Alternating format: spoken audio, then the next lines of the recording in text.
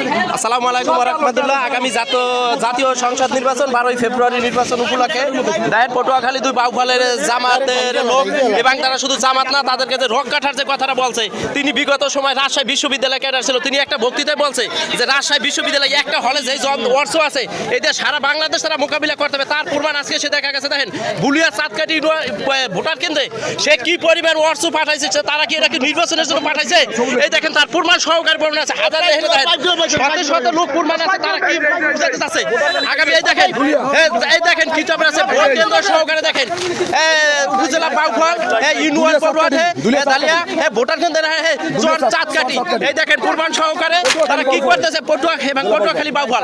তারা যদি এই অবস্থায় করতেছে, তারা শুধু স্টাইজে উঠলে কি পরিমাণ তারা কথা বলে, তাদের আসল রূপ কি বাংলার জনগণ এখন তারা দেখতে পারবে তারা কি চাচ্ছে।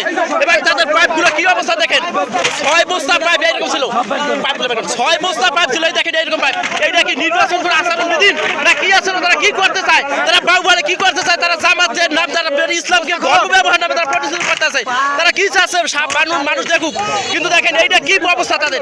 মানুষ কি শান্তিতে থাকবে না অশান্তিতে থাকবে, তাদের বিরোধ আছে। দেখেন কি পরিমাণ আপনার কাছে সাধারণ লোকের কাছে এটা দেখেন কি এইটা কোনো নির্বাচন।